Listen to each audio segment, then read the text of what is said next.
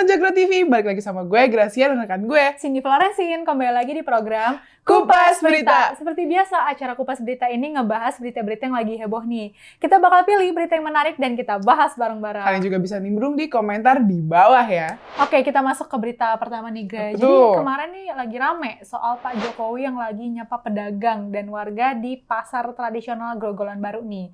Kelurahan Landung Sari, Kota Pekalongan, Jawa Tengah, 29 Agustus kemarin kalau nggak salah. Nah, Pak Jokowi ini nih didampingin sama Menteri Pertahanan Pak Prabowo Subianto sama Gubernur Jawa Tengah Pak Ganjar Pranowo beserta istrinya Pak Ganjar nih, Bu Siti Atiko Supriyanti, buat ngecek nih harga kebutuhan bahan pokok kayak bawang, beras, telur gitu-gitu. Wah, ini pasti warga-warga nih antusias banget ya. Terus gue denger-denger nih ya, banyak warga yang teriak-teriak heboh dukung Pak Ganjar gitu loh jadi presiden gitu. Seru banget ya, Pak Ganjar presiden 2024 gitu. Kayak suara bocil gitu ya. Iya. Masalahnya pas lagi salam-salaman sama warga itu kan biasa lah ya, Pak Ganjar nih senyum tuh kan ke warga, terus yang diteriak-teriakin tuh Pak Ganjar presiden gitu. Nah, Pak Jokowi ini tiba-tiba nunjuk juga ke Pak Prabowo gitu, malah pada diem anjing kayak tapi saha. Terus Pak Prabowo cuma kayak senyum-senyum aja gitu, tapi kayak senyum kecut gitu tuh masih. Aduh, sedih. Tapi gara-gara nunjuk-nunjuk Pak Ganjar itu ada loh yang berspekulasi kalau Pak Jokowi ini ngedukung Pak Ganjar. Soalnya dari berita yang gue baca nih ya, banyak banget baliho-baliho gitu dipasang. Tulisannya Jokowi pilih Ganjar. Aduh, itu ada tuh di beberapa tempat, kayak di Semarang, ya sejak beberapa minggu lalu lah gitu. Jadi di baliho itu ada foto Pak Jokowi di kanan sama Pak Ganjar di kiri gitu. Terus backgroundnya merah lah kan. Keduanya ini pakai peci, anjay. Iya benar. Anjir kerjep juga ya, sampai udah dibuatin baliho gitu kan. Terus gimana tuh kelanjutannya? Iya, nah akhirnya ditanya tuh sama wartawan kan, pas Pak Jokowi lagi di Tangerang, katanya ya gini, ya nggak apa-apa kan lagi bareng-bareng, kan saya punya jempol, punya jari gitu. Ditanya lagi dong sama wartawan, makna nunjuk-nunjuk itu bagus apa nggak sih? Dibercandain juga sama Pak Denny. Ah kamu nih dikit-dikit kode. Apa Pak kode? Sambil ketawa gitu. Ya bener sih, jari Pak Jokowi, jari-jarinya Pak Jokowi, bebas gitu ya. Pak Jokowi gini kayak, begitu kayak. Mau begini, salah. Mau gini, salah.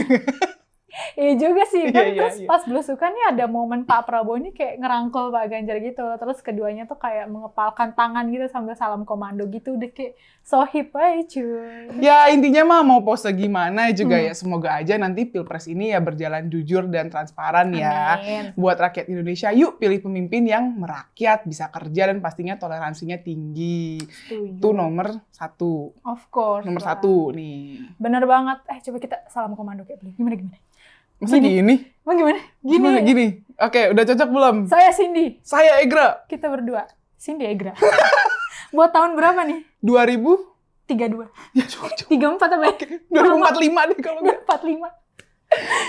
Oke, kita masuk ke berita selanjutnya nih, rame di sosmed. Kalau infonya Pak Prabowo Subianto ini nyesel pernah deket sama kaum intoleran. Ini masih soal pencapresan nih. Apa ini tiba-tiba nyesel nih? Kok tiba-tiba gitu sih? Tiba-tiba Ramadan. Enggak. Oke. Terus Yasin, mantan Ketua Umum Majelis Ulama Indonesia, itu Pak Din Syamsuddin ini nilai kalau Pak Prabowo ini pemimpin yang berkhianat. Sehabis bilang menyesal itu tadi. Gila sampai dicap pengkhianat gitu. Aduh, gimana kisah itu gitu. Gue juga baca tuh infonya ya, buat Pak Din Syamsuddin nih, sikap Pak Prabowo ini sejak gabung jadi Menteri Pertahanan kayak udah ngecewain banget gitu. Kekecewaannya itu mengepal gitu sejak tahu Pak Prabowo ini nyesel pernah deket sama kaum intoleran. Katanya sih yang dimaksud kaum intoleran menurut dia tuh yang Islamofobia gitu. Sebenarnya isi pikiran gue ada 2 sisi nih. Nih gue kan suka ngelempar 2 sisi nih. Ada positif ada negatif ya, walau kita harus berprasangka baik ya, harus positive thinking gitu. Sebenarnya ini menyesalnya Pak Prabowo ya bisa diapresiasi lah, karena kan emang dulu separah itu kan perpecahannya gitu. Tapi di sisi lain kenapa sih baru sekarang bilang nyesel? Ada maksud tertentu kah? Nah, Terus juga nih Pak Din Syamsuddin nih kenapa bilang pengkhianat gitu? Berarti beliau kaum intoleran kah? Bisa jadi. Jangan-jangan. Jeng-jeng.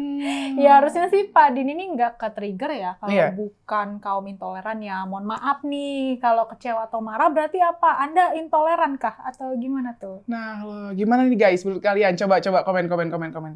Komen. Nah, itu secara nggak langsung. Jadi kan yang komen tuh bukan cuma Pak Din Syamsuddin kan, Pak Tifatul nih, Pak Tifatul Sembiring ya, mantan Menkominfo ini juga mengkonfirmasi gitu kalau dia kayak kecewa banget sama Pak Prabowo. Berarti mereka berdua nih intoleran dong. Nah, itu ya, dia. kita emang bukan pendukung Pak Prabowo ya, tapi dengan sikap dia yang katanya nyesel nih pernah didukung kaum intoleran, ya patut diapresiasi dong ya kan. Secara lah ya, kalau udah didukung sama kaum intoleran nih pasti nanti mereka pelan-pelan tuh kan konsepnya bakal nyusup ke pemerintahan. Dan kayak bukan gak mungkin gak sih dasar negara kita tercinta ini nih, Pancasila ini nantinya bakal diganti sama paham khilafah. Who knows, itu kan ngeri banget. Ngeri banget. Ya anjir, terus kan tadi Pak Din kan bilang ya, kalau kelompok intoleran itu kelompok Islam, ya kan? Lah dia ini sebenarnya paham gak sih definisi kelompok intoleran itu apa?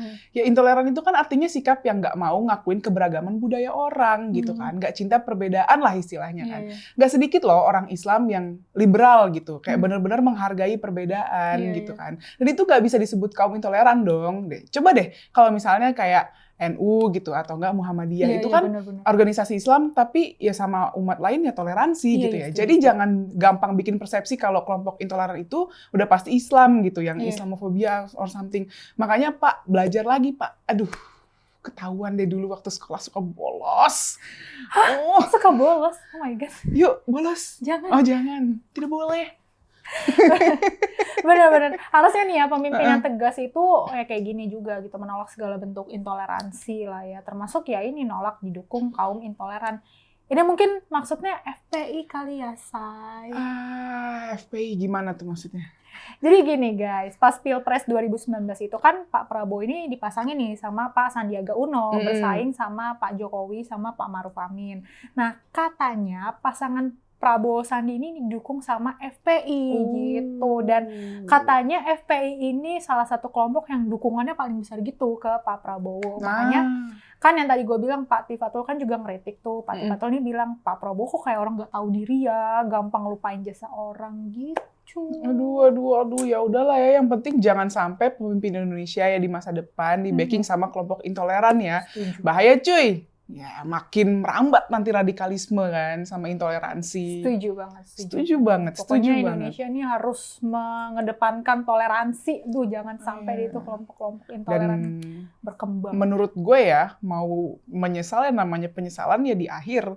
Tapi patut diapresiasi memang. Tapi menurut gue jangan deh kalau udah nyentuh sama kaum intoleran. Iya, bahaya. Kalau di belakang penyesalan, kalau di depan apa? Pendaftaran. Iya, cuak. Saya boleh daftar nggak? Boleh. Jadi apa tuh? Jadi nggak tahu. Oke, sekarang kita masuk ke bagian bacain komentar para penonton Coklat TV ya. Nah, komentar pertama dari @lavender9974 di video channel Eko Kun tadi yang judulnya, "Hah, Rocky dianggap Rasul?" Komentarnya gini nih.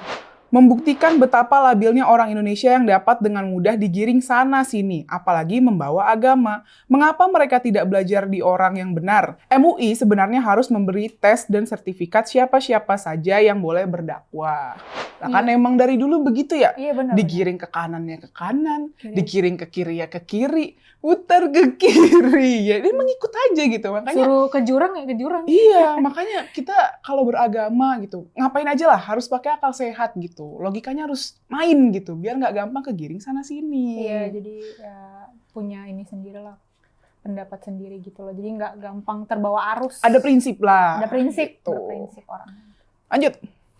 Oke, komentar selanjutnya nih dari @arifulwatoni9482 di video yang lagi viral judulnya "Gak pakai malu Prabowo catut nama koalisi Jokowi". Komentarnya gini nih. Jadi ingat rekam jejak capres tua waktu 2019. Dia menggunakan strategi yang brutal dan barbar dengan slogan "Rampoklah rumah tetanggamu yang sedang kebakaran". Sepertinya strategi ini mulai dimainkan lagi dengan mengobok-obok, mengadu domba, membuat kebakaran di rumah partai politik lain. Setelah terjadi kebakaran, lalu membajak, menculik, bahkan merampok apa yang ada di dalamnya. Rekam jejak tak dapat terhapuskan, meskipun dipoles dengan klaim-klaim busuk, mendompleng, dan mencatut-catut nama Jokowi, yang nyata-nyata diketahui diketahui sebagai kader PDIP. Bisa dipastikan itu dilakukan karena dia tak punya nilai jual, tak bisa kerja, dan tak punya prestasi. Dan bisa dipastikan dia hanya duduk manis di istana saja, hanya main tunjuk, dan bagi-bagi kekuasaan saja. Mintanya dilayani, bukan melayani. Rakyat sudah sangat cerdas. Rekam jejak dan kompetensilah yang jadi acuan dalam memilih. Suara rakyat untuk Ganjar Pranowo.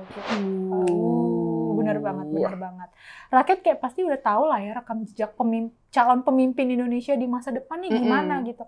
Mana mau rakyat punya presiden yang nggak punya prestasi, tukang nyuruh, otoriter ya nggak sih? Kayak pasti. Rakyat butuh pemimpin yang benar-benar bisa kerja, turun ke lapangan. Maksudnya dekat sama rakyatnya lah, nggak cuma santai-santai di istana gitu loh. Enak banget loh kayak gitu. Semua orang juga pengen kali ya kalau udah status presiden tapi kagak kerja. Emang paling bener Pak Ganjar sih. Bener. Ya yang blusukan tadi itu loh. Iya, kan makanya Pak Prabowo kayak canggung gitu kayak. Iya, karena tidak terbiasa. Jarang nggak terbiasa. Lanjut, Beb. Oke, komentar selanjutnya dari Nadia Lianali 6578 di video Seruput Kopi yang judulnya Cerita Atikoh Ganjar tentang ngutang, sulit hamil, parenting, sampai LDR-an. Komentarnya gini nih, di balik suami yang berprestasi ada istri yang hebat. Semoga berkah bagi percepatan kemajuan Indonesia Emas 2045 melalui Mas Ganjar Pranowo kita pilih jadi Presiden 2024. Kalau kata Mas Kaesang, di samping suami yang hebat, pasti ada istri yang hebat. Jadi bukan di balik atau di belakang ya, tapi di samping. Guys. Nah, setuju banget nih gue sama komentar lu gitu. Gue juga seneng banget lihat Bu Atikoh ini on cam ngobrol-ngobrol gini, sharing-sharing kan menginspirasi kita semua gitu kan. Apalagi soal kayak mental health yang gitu kan. Salah satu contoh perempuan bijaksana dan berwibawa nih sih. Benar. Mantap banget. Lanjut. Oke, komentar selanjutnya nih dari @neili_mayulu5538 di Suluh Bangsa yang judulnya Prabowo menyesal dekat dengan kelompok intoleran. Komentarnya gini nih, kata toleransi harusnya dimasukkan dalam kurikulum sejak masih PAUD supaya mereka sudah memahami dan terbiasa sejak kanak-kanak dan bukan sekolah yang mengajarkan bahwa itu bukan kelompoknya. Semoga bangsa ini makin baik dan hebat, jangan dikuasai oleh kaum intoleran dan Tuhan memberkati bangsa ini. Amin. Benar banget nih, setuju. Sekarang ini banyak banget loh kasus intoleransi yang menurut gua nih justru terjadi di sekolah-sekolah yang harusnya nih ngajarin nilai toleransi sama cinta keberagaman. Bener. Gitu. Bahkan kalau yang gua baca di beberapa berita ya, Gra, jadi ada tuh pelaku bullying karena agamanya beda sama dia nih masih kecil, masih anak SD gitu. Kan ini jadi PR besar nggak sih? Kok bisa gitu loh ada pelaku bullyingnya anak SD, udah gitu ngebullyingnya kayak misalnya, ih lo Kristen gitu loh kayak. Ini gue baru bahas sama nyokap bokap gue sih tadi pagi kan.